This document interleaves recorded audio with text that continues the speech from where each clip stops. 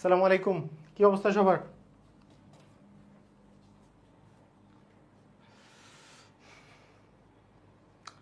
কি অবস্থা সবার? সবাই ক্লিয়ারলি শুনতে পাচ্ছেন কিনা একটু জানান সবাই।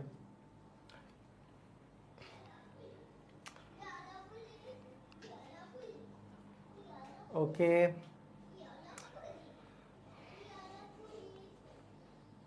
হ্যাঁ, ওয়ালাইকুম আসসালাম রহমতুল্লাহি বারাকাতুহু।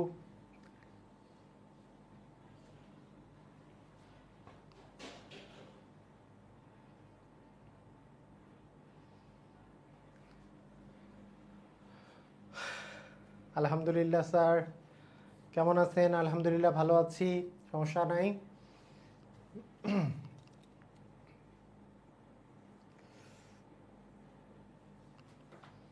সবকিছু সবকিছু ক্লিয়ার তো না? আচ্ছা, ঠিক আছে, ওকে। তো আমরা শুরু করি। আমরা প্রথম প্রথম যেই চ্যাপ্টার সেটা হচ্ছে সংখ্যা। এই সংখ্যা পার্টটা, এই সংখ্যার উপরে আমরা 3টা ক্লাস নিব। আমি সংখ্যার উপর 3টা ক্লাস করাবো। তো আমার যে রেকর্ডেড ভিডিওগুলো এই পেজের মানে এই গ্রুপের মধ্যে দেওয়া আছে, এখানে সংখ্যা নিয়ে 5টা মোট ক্লাস দেওয়া আছে। 5টা বললে ভুল হবে, বর্গমূল নিয়ে আরও 4-5টা ক্লাস দেওয়া আছে, মোট 10টার মতো সংখ্যার ক্লাস দেওয়া আছে। কিন্তু এখানে আমরা মোট 3টা ক্লাস করব। আমি আপনাদেরকে ভিডিওগুলো যেগুলো দিয়েছি এগুলো ইলাবোরেট করে পড়ার জন্য, একটু বেশি করে পড়ার জন্য। আর এখানে আমরা আমরা জাস্ট প্রিপারেশনগুলো ঠিকমতো করে নিব। ওকে, ঠিক আছে। তো আমরা স্টার্ট করি। প্রথমে সংখ্যা। এই সংখ্যা সম্পর্কে প্রথম যেই জিনিসটা আমরা আজকে পড়ব, প্রথম টাইপ যেটা পড়ব সেটা হচ্ছে বৃহত্তম এবং ক্ষুদ্রতম সংখ্যা। বৃহত্তম এবং ক্ষুদ্রতম সংখ্যা এটা আগে পড়বো আমরা, ঠিক আছে? তো আপনি বলবেন যে বৃহত্তম আর ক্ষুদ্রতম সংখ্যা আমরা সবাই পারি, অবশ্যই সবাই পারি, এবং এই জিনিসটাই আমরা পড়বো। অ্যাকচুয়ালি সবাই যেই জিনিসটা পারি এটাই আমরা পড়বো, ঠিক আছে? দেখেন, এই বৃহত্তম আর ক্ষুদ্রতম সংখ্যার যে কাহিনী, এটা আমরা মোটামুটিভাবে পারি না এমন কারো হতেই পারে না, এটা আমরা সবাই পারি। তো ঠিক আছে, আমরা স্টার্ট করি যদি, যে এই বৃহত্তম বা ক্ষুদ্রতম সংখ্যার সম্পর্কে। এই বৃহত্তম একটা কথা আছে, আর একটা আছে ক্ষুদ্রতম, মানে সবচেয়ে বড় আর সবচেয়ে ছোট।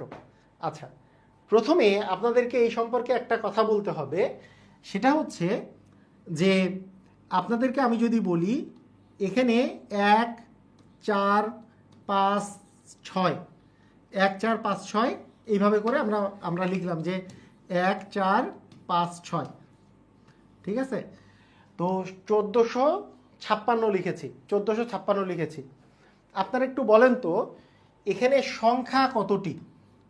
এখানে সংখ্যা কতটি? 1456 যে লিখলাম, তাহলে এখানে সংখ্যা কতটি? কোশ্চেন এটা আমার। বলেন সংখ্যা কতটি আছে এর মধ্যে? বলেন তো সংখ্যা কতটি? কয়টা সংখ্যা আছে?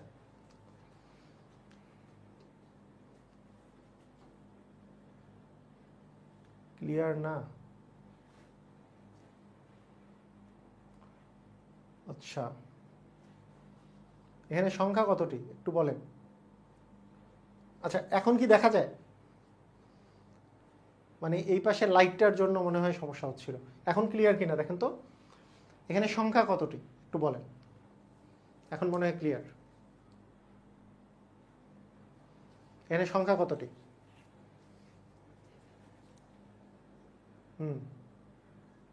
ওকে,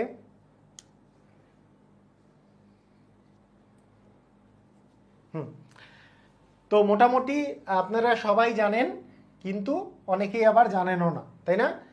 তো এখানকার অপশনগুলোর মধ্যে 2টা খুব ইম্পর্টেন্ট অপশন। একটা অপশন হচ্ছে কত, যে একটা অপশন হচ্ছে সংখ্যা আছে একটি, আর 2 নাম্বার অপশন হচ্ছে বি নাম্বার অপশন, মনে করেন সংখ্যা হচ্ছে 4টি। তাহলে কোনটা সঠিক? এর মধ্যে সঠিক হচ্ছে এখানে সংখ্যা আছে একটি। এই একটি সংখ্যা কোনটা? সেটা হচ্ছে 1456। 1456 হচ্ছে একটি সংখ্যা। এখানে ক নাম্বারটা সঠিক অ্যান্সার। 1456 হচ্ছে একটি সংখ্যা। এবং সংখ্যাগুলা কি কি দিয়ে তৈরি? 1 4 5 6। এই 1 4 5 6 এদেরকে তখন আর আমরা সংখ্যা বলতে পারবো না। এই 1 4 5 6 এগুলো হচ্ছে অঙ্ক। এই সংখ্যার ইংরেজি হচ্ছে নাম্বার, আর অঙ্কের ইংরেজি হচ্ছে ডিজিট। এগুলো হচ্ছে ডিজিট বা অঙ্ক। আর এখানে যে সংখ্যা বলেছি এই সংখ্যার ইংরাজি হচ্ছে কি, সংখ্যার ইংরাজি হচ্ছে নাম্বার। ঠিক আছে, ক্লিয়ার? তাহলে সংখ্যার ইংরাজি নাম্বার। এখানে নাম্বার কতটি? অ্যান্সার হচ্ছে এখানে নাম্বার হচ্ছে একটি, কারণ একটাই, পুরাটা মিলে একটা সংখ্যা। আর এই সংখ্যাটা কী কী দিয়ে তৈরি?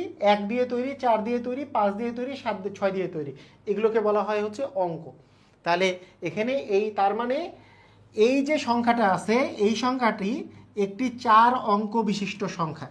এটা 4 অঙ্ক বিশিষ্ট একটি সংখ্যা। মানে সংখ্যা তো একটাই আছে কিন্তু এটা 4 অঙ্ক বিশিষ্ট। তার মানে এটা হচ্ছে 4 অঙ্ক বিশিষ্ট একটি সংখ্যা। ক্লিয়ার? বুঝা গেছে? ক্লিয়ার? তো অনেকের মনের মধ্যে থাকে, অনেকেই এইভাবে করে, মানে আপনাদের মধ্যে অনেকেই আছে এইটাকে 4টা সংখ্যা বলে, এটাকে 4টা সংখ্যা বলে। মনে করেন 300 ধরলাম, 372 লিখছি।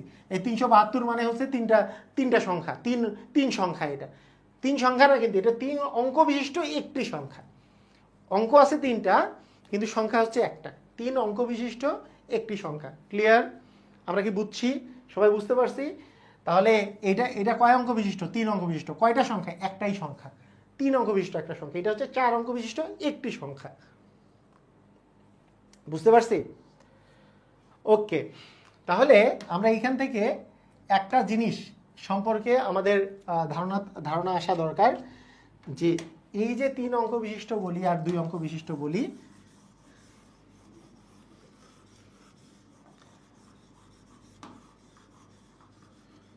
তাহলে দেখেন, তাহলে সংখ্যা মানে যেটা আমরা হিসাবের ক্ষেত্রে করতেছি, আর অঙ্ক হচ্ছে যেগুলো সংখ্যা বানাতে যেই জিনিসটা উপাদান তৈরি, সংখ্যার যে উপাদানগুলো সেটাই হচ্ছে অঙ্ক।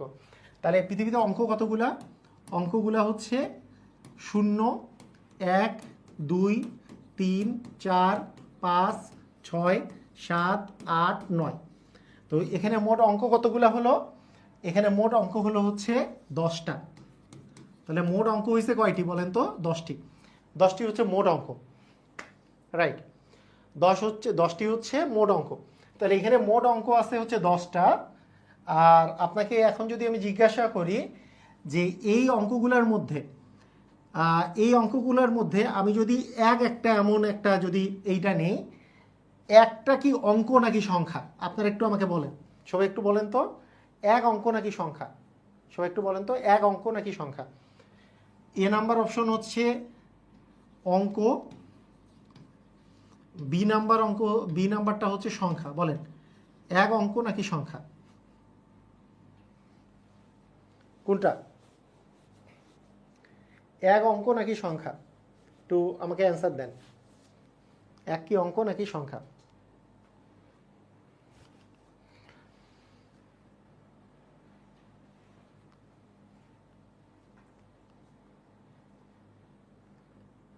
ওকে, ভেরি গুড। এটার অ্যান্সার হবে এ নাকি বি? এটার অ্যান্সার আসলে সি হবে, এ প্লাস বি, তাই না? এটা একই সাথে অঙ্ক প্লাস একই সাথে সংখ্যা, কারণ মানে একটি কলম, তার মানে একটা সংখ্যা। এই সংখ্যাটা তৈরি কি দিয়ে? এক অঙ্ক দিয়ে। মানে এক এমন একটা সংখ্যা যেটা হচ্ছে এক অঙ্ক বিশিষ্ট। 2 এমন একটা সংখ্যা যেটা হচ্ছে এক অঙ্ক বিশিষ্ট। মানে এক অঙ্ক বিশিষ্ট মানে কি? 2 এমন একটা সংখ্যা যেটা 2 দিয়ে তৈরি। মানে সংখ্যা তৈরির উপাদানকে অঙ্ক বলে। আমি যেমন বলি যদি যে 87 এমন একটা সংখ্যা যেটা 8 আর 7 দিয়ে তৈরি, তার 87 একটা সংখ্যা যেটা 8 এবং 7 দিয়ে তৈরি। সেরকম আমি যদি বলি 2 এমন একটা সংখ্যা যেটা শুধু 2 দিয়ে তৈরি, মানে 2 একই সাথে সংখ্যা, একই সাথে অঙ্ক। ওই একই রকম 3, 1, 2, 3, 4, 5, 6, 7, 8, 9, এগুলো সবগুলোই একই সাথে সংখ্যা, একই সাথে অঙ্ক, তাই না? বুঝা গেছে? ওকে, আচ্ছা। এর মধ্যে মানে যারা সংখ্যা এবং অঙ্ক, এই যে 1 থেকে 9 পর্যন্ত, এরা সংখ্যা এবং অঙ্ক সবগুলোই, এদেরকে আমরা সার্থক অঙ্ক বলি। আর নিরর্থক অঙ্ক হচ্ছে 0। তাহলে নিরর্থক অঙ্ক আছে একটা, আর সার্থক অঙ্ক হচ্ছে 9টা। মোট হচ্ছে 10টা অঙ্ক আছে। মোট হচ্ছে 10টা অঙ্ক আছে। ক্লিয়ার? বুঝা গেছে? ওকে, তাহলে এখন আমাকে কেউ যদি বলে যে একেবারে ছোট, মানে আমি এটা যে শিখালাম এটা কোন ক্লাসের পড়া? এটা ক্লাস 4-এর পড়া। এই যে এরপরে প্রথম টাইপটা কোন ক্লাসের? এটাও কিন্তু ক্লাস 4-এর টাইপের, যে বৃহত্তম আর ক্ষুদ্রতম সংখ্যা। আমাকে কখনো কেউ যদি বলে যে এক অঙ্কের হ্যাঁ, এক অঙ্কের বৃহত্তম সংখ্যা। তাহলে আমাদের কি আসবে? এক অঙ্কের বৃহত্তম সংখ্যা।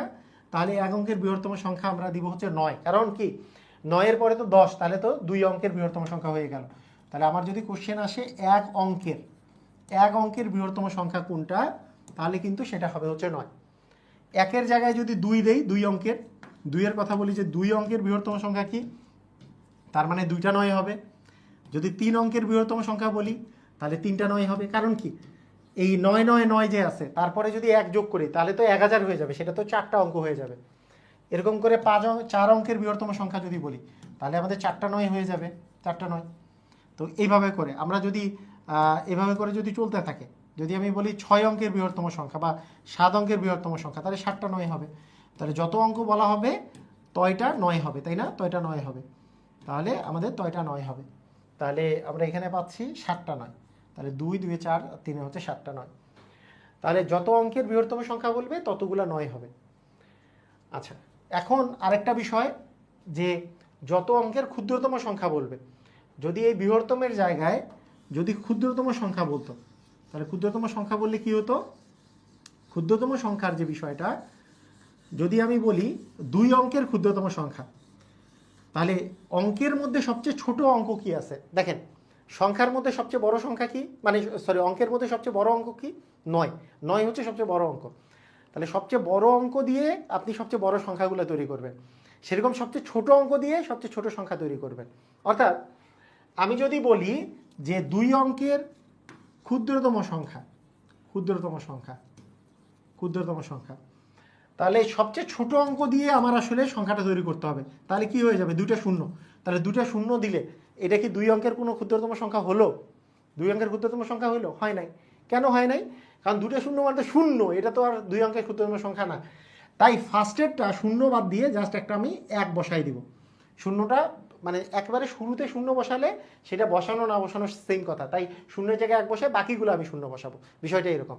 যদি আমাকে কেউ বলে যে 6 অঙ্কের ক্ষুদ্রতম সংখ্যা, তাহলে 6টা শূন্য দেওয়ার কথা ছিল, 6টা শূন্য, কিন্তু ফার্স্টের শূন্যটার কোনো মূল্য নাই, তাই ফার্স্টের শূন্যটার জায়গায় একটা 1 বসাই দিব, তাহলে বাকি 5টা যাবে শূন্য। তাহলে সেইটা হবে হচ্ছে ক্ষুদ্রতম সংখ্যা। তাহলে 6 অঙ্কের ক্ষুদ্রতম সংখ্যা হচ্ছে যে প্রথমে শূন্যের জায়গায় 1 বসবে, তারপরে আমাদের জাস্ট বাকি জিনিসগুলো বসবে। ঠিক আছে? ক্লিয়ার? বুঝেছি না? ওকে।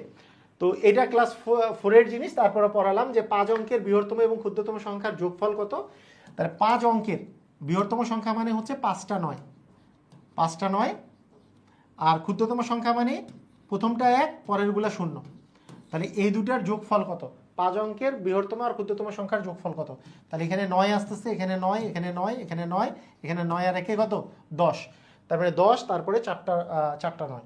তার মানে খ নাম্বারটা আমাদের অ্যান্সার হবে। দেখেন, এই যে খ নাম্বারটা অ্যান্সার। বুঝা গেছে? ক্লিয়ার? মানে আমাদের 5 অঙ্কের যেহেতু বলছে, 5 অঙ্কের বৃহত্তম মানে 5টা 9, 5 অঙ্কের ক্ষুদ্রতম যদি বলে, তার মানে একটা 1 হবে, বাকি 4টা 0 হবে। তাহলে বাকি এই দুটা যোগফল নির্ণয় করতে বলছে। তার মানে যোগ করেছি, 9 আর 0 যোগ করলে 9, 9 আর 0 যোগ করলে 9, 9 0 9, 9 0 9, 9 আর 1 10। ওকে, ক্লিয়ার? বুঝেছি? পারবো? Well done. ঠিক আছে, আসেন। 6 অঙ্কের ক্ষুদ্রতম সংখ্যা ও 4 অঙ্কের বৃহত্তম সংখ্যার অন্তর কত বলেন? 6 অঙ্কের ক্ষুদ্রতম সংখ্যা এবং 4 অঙ্কের বৃহত্তম সংখ্যার অন্তর কত? কত হবে? তাহলে 6 অঙ্কের ক্ষুদ্রতম সংখ্যা মানে কি? 6টাই তো 0 হবে না, প্রথমে একটা 1, বাকি 5টা হবে 0, বাকি 5টা হবে 0। তাহলে একটা 1, 5টা 0 মানে 6 অঙ্কের বৃহত্তম সংখ্যা, 6 অঙ্কের ক্ষুদ্রতম সংখ্যা। আর 4 অঙ্কের বৃহত্তম সংখ্যা মানে 4টা 9। তাহলে 1 2 3 4, 4টা 9। তাহলে এই দুটো যদি আমরা বিয়োগ করি, কি পাবো? বিয়োগ করলে কি পাবো? তাহলে দেখেন, 10 থেকে 9 বিয়োগ করলে হচ্ছে 1, হাতে থাকলো 1, 9 আর 1 10, 0 থেকে 10 বিয়োগ করলে আমাদের 0, হাতে থাকলো 1, এখানেও হচ্ছে 0, এখানেও হাতের 1 মিলে 10, 0 থেকে 0, হাতের 1 থাকলো, তার মানে 10 থেকে 1 বিয়োগ করলে হচ্ছে 9, তার মানে 9 আমাদের 0 0 0 1, মানে 3টা 0 1, 9 3টা 0 1, এটা আমাদের অ্যান্সার হবে, তাই না? ঠিক আছে, খ নাম্বারটা অ্যান্সার হবে। বুঝেছি? আচ্ছা, এখানে একটা ইন্টারেস্টিং তথ্য দিই আমি, হ্যাঁ ইন্টারেস্টিং তথ্য দিই, মজা মজা মজা দিই, একটা মজার জিনিস বলবো মজার জিনিস, খুব ইন্টারেস্টিং একটা তথ্য দিই, খুব মজা পাবেন। দেখেন মজার তথ্যটা হচ্ছে যে আপনি এই যে জিনিসটা দেখেন, মানে এইটা থেকে এইটা বিয়োগ করা একটু হলেও কষ্ট না? আমি ছোটদেরকে এটা শেখাই, তো আপনাদেরকে একটু বলে রাখি, ইন্টারেস্টিং তথ্যটা বলে রাখি, ছোটদেরকে শেখাই। মনে করেন 1-এর পরে 5টা শূন্য, এইটা থেকে 4টা 9 বিয়োগ করা একটু হলেও ভেজাল ভেজাল মনে হচ্ছে। আপনি যদি জাস্ট এইভাবে করে চিন্তা করেন যে আমি এইখান থেকেও 1 বিয়োগ করব, এইখান থেকেও 1 বিয়োগ করব, মানে উপরেরটা থেকেও 1 বিয়োগ করব, নিচেরটা থেকেও 1 বিয়োগ করব, হ্যাঁ তারপরে বিয়োগটা করব। মানে আমি ছোটদের জন্য এটা কথা বলি, এটা থেকে 1 বিয়োগ করা মানে এই যে লাস্টে যে 10 আছে, মানে এই যে 10টা যে আছে, তার মানে দেখেন 1, তারপরে আছে 5টা শূন্য, তার 1 বিয়োগ করলে জাস্ট 5টা 9 বসবে। মানে এই জিনিসটা কিন্তু মাথায় রাখতে হবে যে ধরেন 1-এর পরে যতগুলো শূন্য আছে, 5টা শূন্য আছে, এখান থেকে যদি 1 বিয়োগ করেন তাহলে 1 বাদ দিয়ে বাকি হচ্ছে এই 5টা হচ্ছে 9 বসবে, 5টা 9, এই 5টা 9-এর সাথে 1 যোগ করলেই কিন্তু 1-এর পরে 5টা শূন্য আসে। এবং এইখান থেকে যদি আপনি 1 বিয়োগ করেন তাহলে এই 9 9 3টা 9 হবে, একটা 8 হবে, 3টা 9 একটা 8 হবে। এরপরে যদি এই দুটো থেকে বিয়োগ করেন তখন দেখবেন যে আপনার বিয়োগ ফলটা ইজিয়ার হয়েছে। তো এটা একটু প্র্যাকটিস করা লাগবে, এই দুটো জিনিস একটু যদি জানা যায় যে এর আগেরটা এটা আর এইটার আগেরটা এটা, এটুকু যদি জানা যায় তাহলে বিয়োগ ফলটা অনেক ইজি।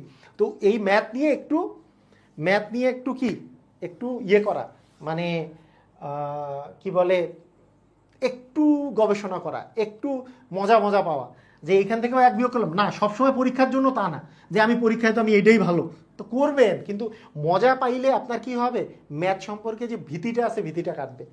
তাহলে আমরা এইটা প্রসেসকে অ্যাপ্লাই করব দরকার নাই, এটা জাস্ট মানে এটা জাস্ট মজা করার জন্য আমরা এইটা প্রসেসই অ্যাপ্লাই করতে পারি, এটা থেকে এটার বিয়োগফল আমরা সবাই পারি, ঠিক আছে, দরকার নাই, হ্যাঁ দরকার নাই। আচ্ছা, যখন কোনো একটা অঙ্ক দ্বারা বৃহত্তম বা ক্ষুদ্রতম সংখ্যা তৈরি করতে বলবে, যে বললো যে 0 1 2 3 4 দ্বারা 5 অঙ্কের বৃহত্তম এবং ক্ষুদ্রতম সংখ্যার যোগফল কোনটি? সবসময় মনে রাখতে হবে বৃহত্তম সংখ্যা যখন বের করব সবচেয়ে বড়টা শুরুতে থাকবে, সবচেয়ে বড়, তারপরে ছোট, তারপরে তার চেয়ে ছোট, তারপরে তার চেয়ে ছোট এবং লাস্টে সবচেয়ে ছোট।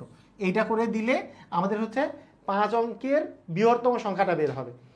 আর ক্ষুদ্রতম সংখ্যা বের করার জন্য শুধু একটা জিনিস মাথায় রাখতে হবে, যেহেতু 5 অঙ্কের বলেছে, সামনে শূন্য দিলে বাকিগুলো যদি পরে দেই তাহলে সেটা 4 অঙ্কের হয়ে যাবে। যদি আমি 0 1 2 মানে ছোট থেকে বড় সাজাই তাহলে সেটা 4 অঙ্কের হয়ে যাবে, কারণ সামনে শূন্য থাকা না থাকা সেম কথা, কারণ 1 যেই কথা 0 1 সেই কথা, কারণ 0 1 মানেই হচ্ছে 1, যেটা 1 অঙ্ক বিশিষ্ট, সামনে শূন্য দিলে সেটা কিন্তু আর 5 অঙ্ক বিশিষ্ট থাকে না।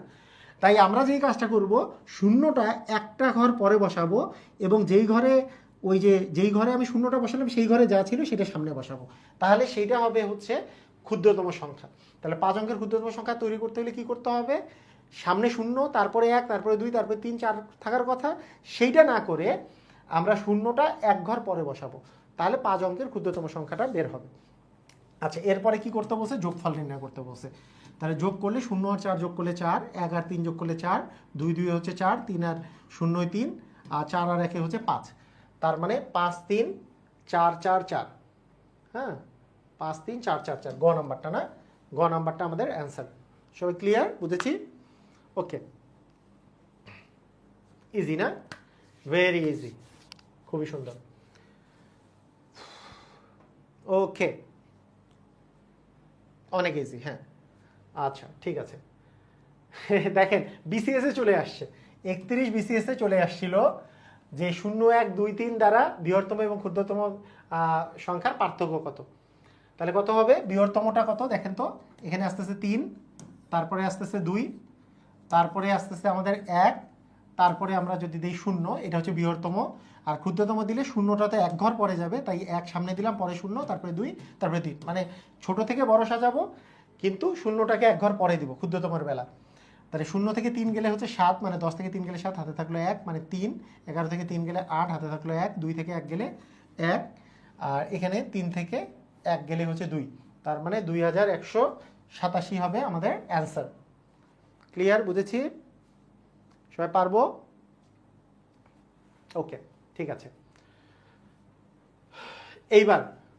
এইবার হচ্ছে অঙ্ক সংখ্যার স্থানীয় মান নির্ণয়। স্থানীয় মান, হ্যাঁ, অঙ্ক আর সংখ্যাগুলোর কি স্থানীয় মান থাকে, স্থানীয় মান নির্ণয় করা শিখব। একটা জিনিস দেখেন, আচ্ছা আপনাকে আমি যদি বলি যে এই 47 মনে করেন একটা আপনার কাছে সংখ্যা আছে, 47 সংখ্যাটা মনে করেন আপনার কাছে 47 একটা সংখ্যা আছে, হ্যাঁ, ইংলিশে লিখি 47, আপনার কাছে একটা সংখ্যা আছে 47, হ্যাঁ। আপনারা আমাকে বলেন তো যে 47 4 আর 7 যোগ করলে কি 47 আসে কি না? মানে আমরা যে এটাকে 47 বলতেছি, 4 আর 7 যোগ করলে কি 47 আসে? Yes or no? আমাকে জাস্ট এইটার অ্যান্সার দেন, 4 আর 7 যোগ করলে 47 আসে কিনা, yes or no? Yes or no? 4 আর 7 আমি যোগ করলাম, 47 আসে? না, মানে বোর্ডে ক্লাস নিলে জুমে ক্লাস করা যাবে না। বোর্ডে ক্লাস নিলে জুমে ক্লাস করলে ওই মানে স্ক্রিনটা ছোট হয়ে আসে, মানে বোর্ডে স্ক্রিন শেয়ারে যখন ক্লাস করব তখন জুমেও ক্লাস করা যাবে, সমস্যা নেই। স্ক্রিন শেয়ারে মাঝে মাঝে ক্লাস নেব, মানে আমরা মানে টেস্ট করে কোনটাতে ভালো হয় মিলাই ঝুলাই ক্লাস নেব। এটাতে কিছু ক্লাস নেব তাহলে এন্টারটেনমেন্ট আসবে, তাই না? যাদের মনোযোগ কম তারা একটু বেশি এটাতে প্রিফার করবে, আর যারা পড়তে চায় বেশি তারা হচ্ছে স্ক্রিন শেয়ারে প্রিফার করবে। তারপর আমি চিন্তা ভাবনা করে আমি ক্লাস নেব সিনক্রোনাইজ করে। গত যে ব্যাচটা ছিল এটাতে সবই স্ক্রিন শেয়ারের ক্লাস নিছি, তার আগে একটা ব্যাচ ছিল সেটাতে পুরাটা বোর্ডে ক্লাস নিছি। এটাতে আপনাদের এটা মিলাই নিব আর কি, সমস্যা নেই। ওকে ওকে, আসবে না। তাহলে 4 আর 7 যোগ করলে 47 আসে না, 4 আর 7 যোগ করে 47 আসে না। সত্যি কথা বলতে দেখেন কাহিনীটা দেখেন, এই ব্যাপারটা হচ্ছে 4 আর 7 যোগ করলে যে 47 আসে না, আমরা ছোটবেলা থেকে এরকম করে পড়ছিলাম না যে 4 10 7 47, এরকম করে একটা বলতাম না, 4 10 7 47, এরকম করে বলতাম 4 10 7, 1 10 2 12, 1 10 3 13, এইভাবে করে বলতাম না, 1 10 4 14, 1 10 5 15, এভাবে করে বলতাম। তো তার মানেটা কি আসলে? এই যে 10টা কোথা থেকে আসলো, এই 10 জিনিসটা কোথা থেকে আসছে, ঠিক আছে? তো এই 10 জিনিসটা যে আসার বিষয়টা, 10 জিনিসটা আসার বিষয়টা হচ্ছে এই যে এই 47 যখন আমরা বলতেছি তখন 7-এর স্থানীয় মানও হচ্ছে 7, কিন্তু এই যে 4 যে আছে 4 কিন্তু 4 না, 4-এর স্থানীয় মান হচ্ছে ওর একটা 10 আছে, মানে 10 দিয়ে গুণ হবে, তার মানে 4 10 হবে 40। সেই জন্য 47 বলতে আমরা বলতে পারি 4 10 7 47, 4 10 7 47। তার মানে আমরা 7-এর স্থানীয় মান 7, কিন্তু 4-এর স্থানীয় মান হচ্ছে 4 গুণন 10, 4 গুণন 10 মানে হচ্ছে 40, আর এই 7 যদি আমরা যোগ করি তাহলেই আসলে 47 আসে। সেই জন্য আমরা বলি কি 4 10 7 47, 4 10 7 47। ওকে, ক্লিয়ার, বোঝা গেছে? মানে বিষয়টাও এরকম যে আমরা আমরা আমরা বলতে পারি যে 4 মানে আসলে 4 না, 4 মানে হচ্ছে 4 10, মানে এইটা হচ্ছে 4-এর সাথে একটা 10 আছে, 4 10 7 47, মানে 4-এর সাথে 10 আছে, 4-এর সাথে 10 মানে কি 4 10 40। এই 40টাই হচ্ছে এই 4-এর স্থানীয় মান, হ্যাঁ, 4-এর স্থানীয় মান, মানে 40টাই হচ্ছে 4-এর স্থানীয় মান। তো এইটার পিছনে 10টা কেন আছে? এর পিছনে কারণ হচ্ছে এই যে সামনেরটা যে আছে এইটাকে বলি আমরা ওয়ান প্লেস, মানে হচ্ছে ইউনিট প্লেস বা ওয়ান প্লেস, এটাকে বলি আমরা একক স্থানীয় মান। এরপরে যেটা থাকে সেটাকে বলি আমরা কি দশক স্থানীয় মান। এভাবে করে চলে না? তো এই জিনিসটা একটু মাথায় রাখতে হবে। আমরা এটা একটু দেখি, আচ্ছা মিশাই দিই এটা দিয়ে। যখন কোনো একটা প্লেস থাকে তখন আমরা এইভাবে করে অনেক ছোটোবেলা থেকেই পড়ে আসছি। মনে করেন 2 7 8 3 4 1 7 8 এরকম একটা সংখ্যা দেওয়া আছে। এই সংখ্যাটার ইউনিট প্লেস বা স্থানীয় মান যদি আমরা বের করতে বলি তাহলে এটা খুবই সহজ, যে আমরা প্রথম ছোটোবেলা থেকে পড়ে আসি, এইটা হচ্ছে একক, এইটা অ্যাকচুয়ালি হচ্ছে একক, এরপরে এটা হচ্ছে কি দশক, এরপরে এটাকে কি বলি আমরা শতক, একক দশক শতক, এরপরে এটাকে বলি আমরা হাজার, তারপরে একক দশক শতক হাজার, তারপরে বলি অযুত, তারপরে আমরা বলি লক্ষ, তারপরে হচ্ছে নিযুত, এবং এটাকে বলি আমরা কোটি, তাই তো? এই তো কাহিনী না, এই ঘটনা একক দশক শতক হাজার অযুত লক্ষ নিযুত কোটি। এই তো একক মানে যেই স্থানীয় মানটা থাকবে, একক মানে হচ্ছে এইখানে আমাদের যে মানে যেই ভ্যালুটা দেয়া থাকবে সেটার সাথে হচ্ছে এক গুণ করতে হবে। মনে করেন এখানে যেহেতু একক আছে, এই কথাটার অর্থ হচ্ছে একের সাথে আমরা এক গুণ করে বসাবো, তার মানে এখানে এক একক, এক একক মানে হচ্ছে এক। এখানে দশক মানে এটার নাম হচ্ছে 4 দশক। 4 দশক মানে 4 দশক হচ্ছে 40, 4 দশক হচ্ছে 40, মানে 4-এর স্থানীয় মান হচ্ছে এখন 40। তার মানে 40 আর 1 যোগ করলে এটা হচ্ছে 41 আসলে, নট এটা 4 এটা 1, এটা 4 এটা 1 না, এ একই আছে ঠিক, কিন্তু এ আসলে 40।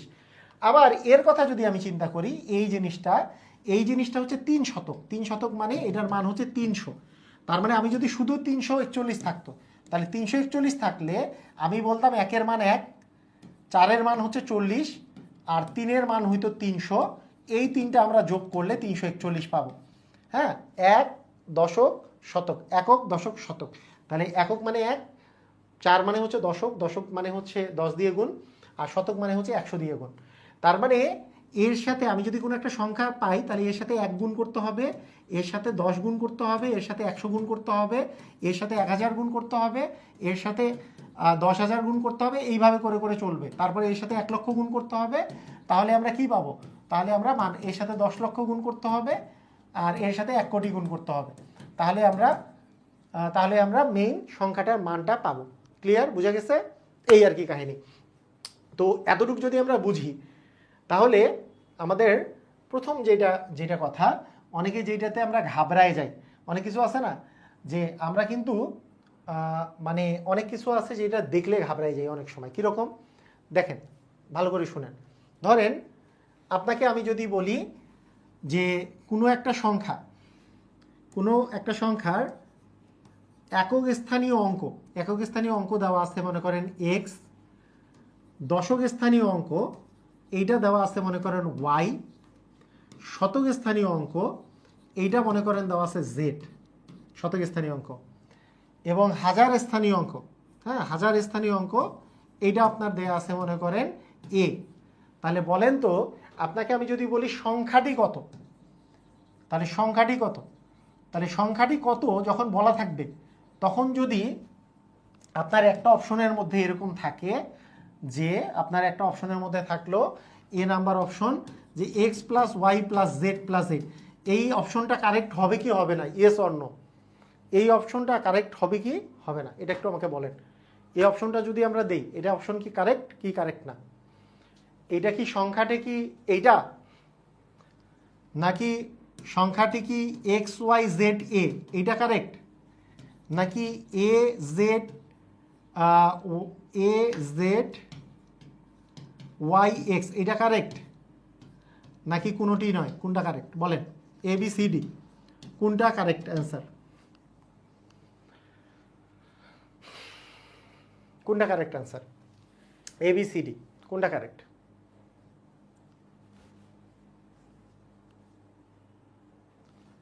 Which one is correct? একক স্থানীয় অঙ্ক এক্স, দশক স্থানীয় ওয়াই, শতক স্থানীয় জেড, আর হাজার স্থানীয় হচ্ছে এ। তাহলে কোনটা কারেক্ট?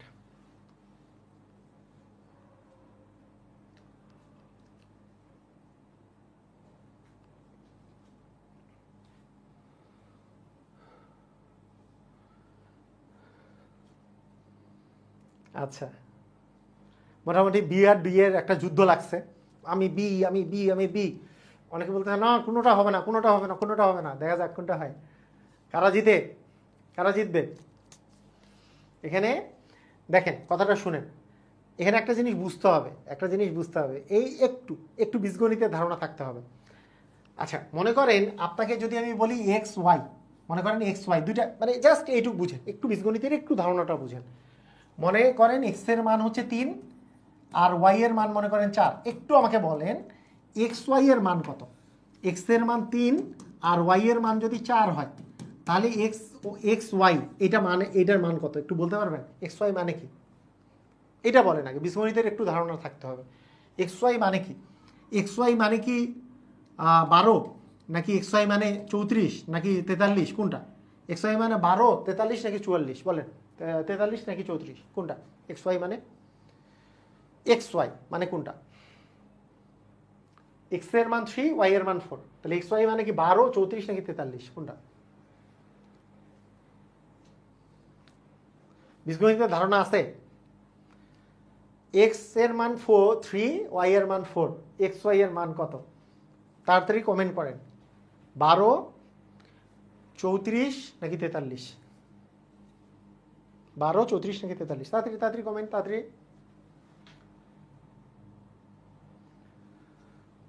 12, 34 নাকি 43? লিখে ফেলেন। 12 না, কেউ লেখেন 34, কেউ লেখেন 43, যে কোনো একটা লিখেন। দেখেন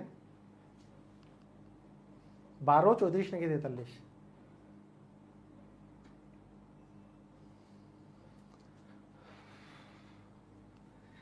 এখানে 12, 34 না 43? কই অ্যান্সার কই?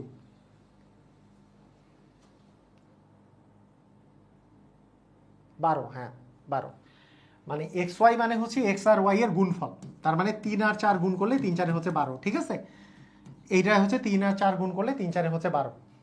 তাহলে এক্স ওয়াই মানে কিন্তু এরকম চিন্তা করা যাবে না, এক্স এর জায়গায় 3 বসাইলাম, ওয়াই এর জায়গায় 4 বসাইলাম, এইটা মানে 34। এক্স ওয়াই মানে কিন্তু 34 না, এক্স ওয়াই মানে কিন্তু 34 না, 3 আর 4 এর গুণফল। সেই রকম আপনার এক্স ওয়াই জেড এ, মনে করেন একক স্থানীয় অঙ্কে মনে করেন আছে 2, এটাতে আছে 3, এটাতে আছে 4, এটাতে আছে 1, ধরেন এটা আছে।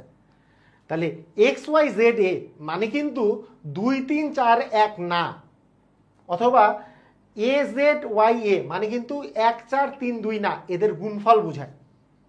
এদের গুণফল বোঝায়। এদের কি বোঝায়? এদের গুণফল বোঝায়। মানে মনে করেন এক্স ওয়াই জেড এ, এক্স আর ওয়াই গুণাকারে আছে, তাকে জেড গুণাকারে আছে, এ গুণাকারে আছে, তার মানে 2 গুণন 3 গুণন মানে আপনার 4 গুণন 1 বোঝায়, তার মানে এটা কিন্তু গুণ আকারে আছে, এটা বোঝায়। আসলে কি এগুলো গুণ করে দিলে, এগুলো কি গুণ করে দিলে মানে এই সংখ্যাটা পাওয়া যাবে? পাওয়া যাবে না, এটা কিন্তু সংখ্যাটা পাওয়া যাবে না। আবার যোগ করে দিলেও পাওয়া যাবে না। অ্যাকচুয়াল অ্যান্সার হচ্ছে যে একক স্থানীয় অঙ্ক, দশক স্থানীয় অঙ্ক এবং শতক স্থানীয় অঙ্ক, হাজার স্থানীয় অঙ্ক যদি দেওয়া থাকে, মনে করেন আপনার কাছে এই এই শুধুমাত্র একক আর দশক আছে, তাহলে সেই ক্ষেত্রে আমরা কি কি কি করব? যে সংখ্যাটা কি হবে? একক স্থানীয় অঙ্ককে আমরা 1 দিয়ে গুণ করব, তাহলে এক্সকে 1 দিয়ে গুণ করলে এক্স, দশক স্থানীয় অঙ্কে আমরা 10 দিয়ে গুণ করব, তাহলে হবে ওয়াইকে 10 দিয়ে গুণ করলে হচ্ছে 10y, তাহলে 10y প্লাস এক্স হবে হচ্ছে সংখ্যাটা। একটু আগে যে বললাম, একটু চিন্তা করেন, একটু আগে যখন আমরা বললাম ধরেন একক স্থানীয় অঙ্ক যদি 5 থাকে, দশক স্থানীয় অঙ্ক যদি 7 থাকে, তাহলে আমরা বলছি সংখ্যাটা যেটা হবে সেটা হচ্ছে 5-এর সাথে 1 গুণ যাবে আর 7-এর সাথে 10 গুণ যাবে, তার মানে 7 10 70 আর 5 মিলে 75। এই 75-এরই একক স্থানীয় অঙ্ক হচ্ছে 1 আর দশক স্থানীয় অঙ্ক হচ্ছে 7। তাহলে এই 75 পাওয়ার জন্য আমরা কি করলাম? একক স্থানীয় অঙ্ককে 1 দিয়ে গুণ করলাম, দশক স্থানীয় অঙ্ককে 10 দিয়ে গুণ করলাম। সেমভাবে একক স্থানীয় অঙ্ককে 1 দিয়ে গুণ করতে হবে, দশক স্থানীয় অঙ্ককে সবসময় 10 দিয়ে গুণ করে যোগ করে দিলে ওই সংখ্যাটা পাওয়া যাবে। হ্যাঁ, দশক স্থানীয় অঙ্ককে মানে 10 দিয়ে গুণ করে ওই সংখ্যাটা পাওয়া যাবে। অর্থাৎ আমার যদি শতক স্থানীয় অঙ্ক, হাজার স্থানীয় অঙ্ক এইসবও যদি থাকে, আমাদের টেনশন করার কিচ্ছু কারণ নাই, আমাদের টেনশন করার কিচ্ছু নাই। আমরা শতক স্থানীয় অঙ্ক মনে করেন আছে জেড এবং হাজার স্থানীয় অঙ্ক মনে করেন দেওয়া ছিল এ, তাহলে সেক্ষেত্রে সংখ্যাটি যেটা হবে সেটা হচ্ছে যে একক স্থানীয় অঙ্ক যেটা আছে এক্স, এক্সই থাকবে এক্স গুণন 1, দশক স্থানীয় অঙ্ককে 10 দিয়ে গুণ যাবে, শতক স্থানীয় অঙ্ককে 100 দিয়ে গুণ যাবে এবং হাজার স্থানীয় অঙ্ককে 1000 দিয়ে গুণ যাবে, তাহলে আমাদের সংখ্যাটা আসলে আসবে। ক্লিয়ার? বুঝা গেছে? দেখেন মানে যেইটা যত নাম্বার স্থানীয় সেইটা মানে স্থানাঙ্কে আছে সেটাকে তত দিয়ে আমাকে আসলে গুণ করতে হবে। ক্লিয়ার? বুঝেছি? সবাই বুঝলাম? তাহলে হাজারকে আমরা মানে হাজার স্থানীয় অঙ্ক এ, যেহেতু একে 1000 দিয়ে গুণ করছি, শতকে 100 দিয়ে গুণ করছি, দশককে 10 দিয়ে গুণ করছি, এককে 1 দিয়ে গুণ করছি, তাহলে সেই সংখ্যাটা সেটাই হবে মেইন সংখ্যাটা। ক্লিয়ার? বুঝা গেছে?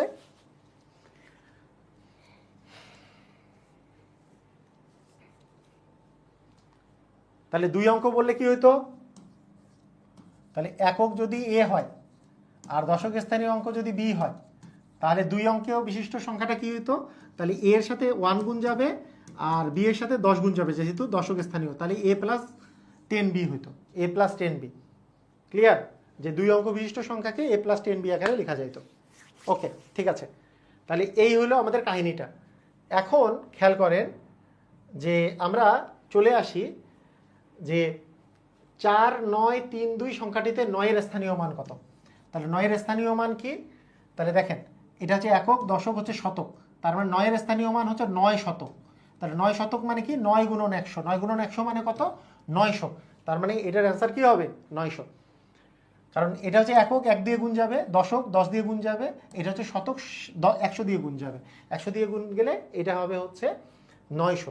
তো এইটারও আরও একটা শর্টকাট আছে, খুবই মজার একটা শর্টকাট আছে। একটা শর্টকাটটা আমি বলি, এটা খুবই সুন্দর একটা শর্টকাট আছে, এটা আমি ছোটোবেলা থেকে এটা ইউটিলাইজ করতাম, এটা মজা করে করতাম।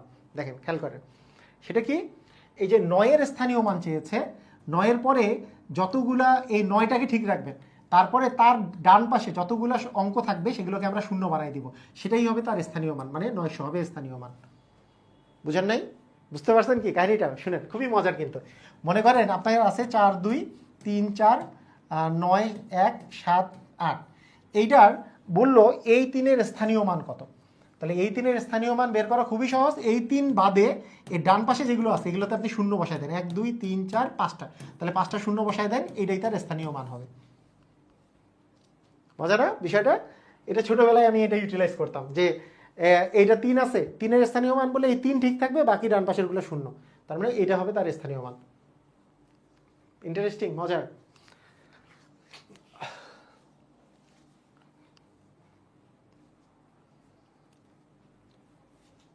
ওকে, ঠিক আছে।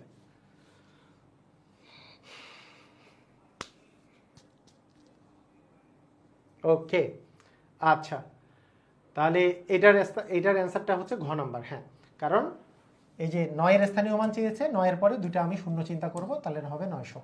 আচ্ছা, ঠিক আছে, আসেন এর পরেরটাতে আমরা চলে যাই।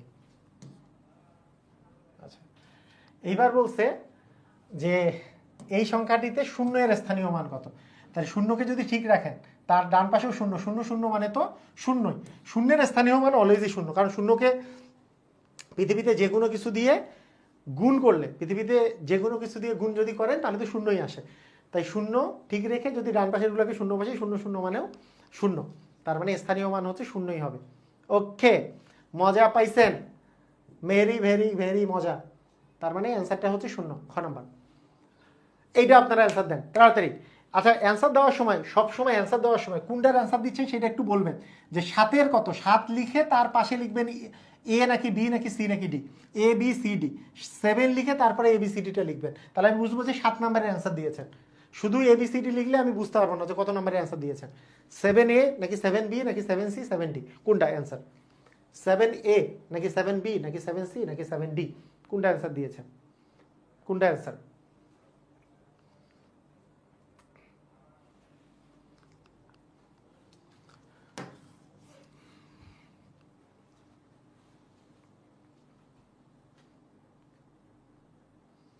এই যে আবার বি দিয়েছেন, 7C। আচ্ছা, 7C দিয়েছে। ওকে, 7C 7C, হ্যাঁ। ফাহান জনি দিয়েছে, সোহেল দিয়েছে, খালিদ দিয়েছে, রফিকুল দিয়েছে। ওকে, ভেরি গুড। হুম হুম শুভ দিয়েছে, চাঁদনি দিয়েছে, ভেরি গুড। এই তো সবাই 7C। তাহলে গণতন্ত্রের পক্ষে হইলে আমরা, গণতন্ত্রের পক্ষে হলে কি আমরা সিতে ভোট দিতে পারি, তাই না? দেখা যাক যে একটি সংখ্যার একক স্থানীয় মান হচ্ছে এ, দশক স্থানীয় মান হচ্ছে বি, সংখ্যাটি হচ্ছে কত। তাহলে একক স্থানীয় অঙ্ককে আমরা 1 দিয়ে গুণ করব, দশক স্থানীয় অঙ্ককে 10 দিয়ে গুণ করব। তাহলে 10 দিয়ে গুণ করলে হবে 10b, a + 10b, তার মানে এটাই হচ্ছে অ্যান্সার। একক স্থানীয় অঙ্ককে 1 দিয়ে গুণ, তাহলে একে 1 দিয়ে গুণ করলে এই থাকে। দশক স্থানীয় অঙ্ককে 10 দিয়ে গুণ, তাহলে b কে 10 দিয়ে গুণ করলে আমাদের থাকবে 10b, তার মানে দুটো যোগ করে দিলে a + 10b হবে। Very very very very good, সুন্দর, আমরা পারছি, তাই না? খুবই সুন্দর। এইবার অ্যান্সার দেন। ষষ্ঠ শিক্ষক নিবন্ধন কলেজ বা সমপর্যায়ে 2010 পরীক্ষায় এসছে, অ্যান্সার দেন।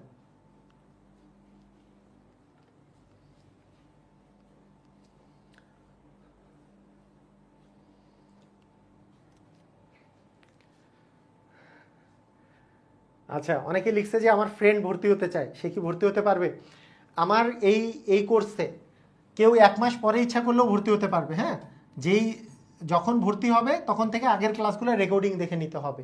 হ্যাঁ, যখন ইচ্ছা ভর্তি হতে পারবে। আজকে তো আপনাদের ফার্স্ট ক্লাস, কিন্তু যখন ইচ্ছা তখনই ভর্তি হতে পারবে। 1000 টাকা দিয়ে ভর্তি হতে পারবে, আর আগের ক্লাসগুলো সে রেকর্ডিং দেখে নেবে, কোনো সমস্যা নাই।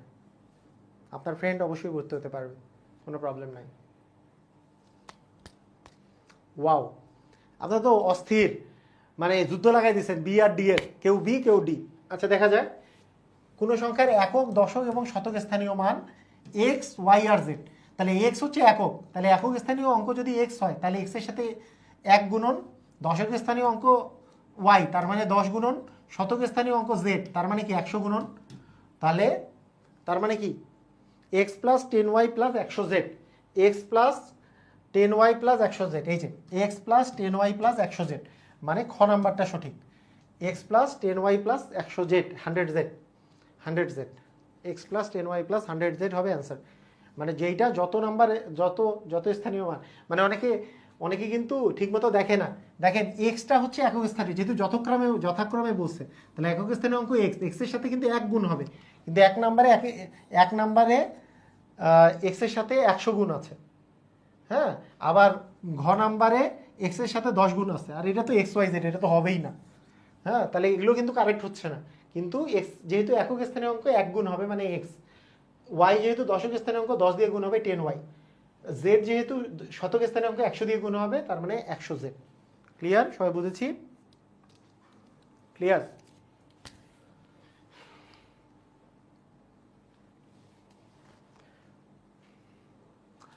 বুঝতে পেরেছি আমরা, আমি পেরেছি, পেরেছি। আচ্ছা, এটা টাইপ নাম্বার 4, কিন্তু আপনাদেরকে যেটা শিট দিব সেটাতে টাইপ নাম্বার 4 এটা থাকবে।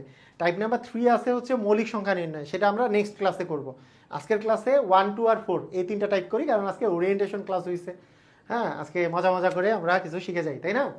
আজকে টাইপ নাম্বার 4 মূলত অমূলত সংখ্যা, কারণ মৌলিক সংখ্যা শিখতে গেলে একটু সময় বেশি লাগবে, তাই মৌলিক সংখ্যাটা 3 নাম্বার টাইপটাই এর পরের দিন আমরা পড়বো। মৌলিক সংখ্যা কিভাবে নির্ণয় করতে হয় সেকেন্ড ক্লাসে আমরা শিখবো, ঠিক আছে? ওকে, টাইপ নাম্বার 4-এ মূলত অমূলত সংখ্যা নির্ণয় করতে গেলে আপনাদেরকে কিছু জিনিস একটু আমাকে বলতেই হবে, কারণ এটা ব্যাচ তো প্রাইভেট ব্যাচ, যেহেতু আমাদের আমরা ধীরে ধীরে পড়বো, সময় আছে, তাই একটা কিছু বলতেই হবে আমাকে। হ্যাঁ, মূলত অমূলত। তো একটা জিনিস খেয়াল করেন, তো পৃথিবীতে এই যে বাস্তব সংখ্যা, মানে আমি যদি একবারে সংখ্যার কথাতেই আসি, একেবারে মনে করেন একেবারে উপরে আছে সংখ্যা। এই সংখ্যাটা অ্যাকচুয়ালি হচ্ছে 2 প্রকারের, এইখানে লিখে। হ্যাঁ, সংখ্যা পৃথিবীতে হচ্ছে 2 প্রকারের, একটা হচ্ছে বাস্তব সংখ্যা, একটা হচ্ছে কাল্পনিক সংখ্যা। বাস্তব সংখ্যা, কাল্পনিক সংখ্যা, অবাস্তব সংখ্যা। তো অবাস্তব সংখ্যা বা কাল্পনিক সংখ্যা নিয়ে আমার কিন্তু একটা ভিডিও দেয়া আছে, মানে ওই যে রেকর্ডেড ভিডিও দেয়া আছে, ওই আই দিয়ে, আই দুই একবার থেকে আই দিয়ে কিন্তু পরীক্ষায় কোশ্চেন আসছে বিসিএসে, খুবই কম কোশ্চেন আসে ইমাজিনারি নাম্বার দিয়ে। তো এটা নিয়ে ক্লাস আছে, আপনি একটু রেকর্ডেড ভিডিওগুলো সার্চ দিবেন, রেকর্ডেড ভিডিওগুলো দেখবেন, লিস্ট তো দেওয়া আছে, দেখবেন যে কোনটা জটিল সংখ্যা বা কাল্পনিক সংখ্যা নিয়ে ভিডিও দেওয়া আছে, একটু চেক করবেন সেটা। তো এই সংখ্যার মধ্যে একটা পার্ট হচ্ছে বাস্তব সংখ্যা, একটা হচ্ছে কাল্পনিক সংখ্যা। এই যে বাস্তব সংখ্যা যে আছে, এই বাস্তব সংখ্যা এইটাকে যদি আমরা বলি, এই বাস্তব সংখ্যা মূলত হচ্ছে 2 প্রকারের। বাস্তব সংখ্যা মূলত হচ্ছে আমাদের 2 প্রকারের। একটার নাম হচ্ছে মূলত সংখ্যা। বাস্তব সংখ্যার ইংরেজি কি? Real number. রিয়েল নাম্বার 2 প্রকারের, একটা মূলত মানে একটা রেশনাল, আর একটা হচ্ছে অমূলত। অমূলত মানে হচ্ছে ইরেশনাল। একটা বাস্তব সংখ্যা, একটা কাল্পনিক সংখ্যা, আর বাস্তব সংখ্যা 2 প্রকারের, একটা মূলত একটা অমূলত। এই কথার অর্থ কি? এই কথার অর্থ কি? এই কথার অর্থ খুবই গভীর। হ্যাঁ, মানে এই কথার অর্থ কিন্তু খুবই গভীর জিনিস আছে এর মধ্যে। আচ্ছা, আপনাকে মনে করেন আমি আপনাকে বললাম যে 0 একটা সংখ্যা আছে, এই 0 একটা সংখ্যা, বলেন তো 0 কি বাস্তব সংখ্যা নাকি কাল্পনিক সংখ্যা? এটাকে বলেন, 0 কি বাস্তব নাকি কাল্পনিক? আপনার কাছে কি মনে হয়, 0 কি বাস্তব সংখ্যা নাকি কাল্পনিক সংখ্যা? নিবন্ধন নিয়ে একটা কাভারেজ বললেন। আচ্ছা, কি মনে হয়, দেখে কি মনে হয়, জিরো কি বাস্তব নাকি কাল্পনিক? অবশ্যই বাস্তব, তাই না? দেখি কাল্পনিক হওয়ার কোনো চান্স আছে? কোনো চান্স নাই, বাস্তব সংখ্যা। এটাতে বাস্তব না কাল্পনিক, বাস্তব সংখ্যা। জিরো আবার কাল্পনিক কেন হবে? আচ্ছা, কথাটা বুঝেন। এখন এখন আপনাকে আমি যদি বলি যে জিরো যদি বাস্তব সংখ্যা হয়ে থাকে, তাহলে জিরোর, দেখেন, বাস্তব সংখ্যা কিন্তু হয় মূলদ হবে, না হলে অমূলদ হবে। তাহলে জিরোর কাছে আর কোনো উপায় নাই যে, মনে করেন ওকে যদি আপনি বলেন যে জিরো বাস্তব সংখ্যা না, সরি বাস্তব সংখ্যা, তাহলে ওকে হয় মূলদ হইতে হবে, নাহলে অমূলদ হইতে হবে। তাছাড়া কিন্তু আর কোনো প্রকারের কোনো উপায় নাই। মানে জিরোকে হয় বাস্তব হইতে হবে, নাহলে অবাস্তব হইতে হবে, সরি মূলদ হইতে হবে, নাহলে অমূলদ হইতে হবে। কারণ বাস্তবের দুইটাই পার্ট, হয় মূলদ নাহলে অমূলদ। আচ্ছা, আপনাকে যদি আমি বলি অমূলদ সংখ্যাগুলো ধরেন পাই একটা অমূলদ সংখ্যা, ই একটা অমূলদ সংখ্যা। পাই ই কি জিনিস এগুলো পরে আমি শিখাবো, সমস্যা নেই। পাই একটা অমূলদ সংখ্যা, ই একটা অমূলদ সংখ্যা। আর যেগুলোর বর্গমূল পূর্ণ সংখ্যা পাওয়া যায় না, যেমন √2, √3, হ্যাঁ, √5, √7, √7, √8, অর্থাৎ কি যে এমন কিছুর বর্গমূল বা ঘনমূল যাদের পূর্ণ সংখ্যা, বা মানে এখানে যে যা কিছু দেওয়া থাকে যাদের পূর্ণ সংখ্যা মান পাওয়া যায় না। অর্থাৎ কীরকম, যে √4 যদি আমি করি, বা √1 যদি করি, 1 আর 1 গুণ করলে 1 হয়, 1 আর 1 গুণ করলে কত হয়, 1 হয়। তাহলে 1 আর 1 গুণ করলে যেহেতু 1 হয়, তার মানে হচ্ছে √1 মানে কিন্তু 1। যেহেতু 2 এমন একটা সংখ্যা আছে, সেটা হচ্ছে 2, যে 2 বার 2 গুণ করলে কিন্তু 4 হয়। তাহলে 2 আর 2 গুণ করলে যেহেতু 4 হয়, তাহলে √4 মানে কিন্তু 2, √9 মানে হচ্ছে 3। তার মানে এগুলোর বর্গমূল করলে কি পাওয়া যাচ্ছে, এগুলোর বর্গমূল করলে একটা পূর্ণ সংখ্যা পাওয়া যায়। যাদের বর্গমূল করলে পূর্ণ সংখ্যা পাওয়া যায় সেগুলো কিন্তু পূর্ণ সংখ্যা পাওয়া যায় না, সেগুলো হচ্ছে অমূলদ সংখ্যা, মানে √2। মানে এই জন্য বলা হয় পূর্ণবর্গ নয় এমন সংখ্যার বর্গমূলগুলো হচ্ছে অমূলদ।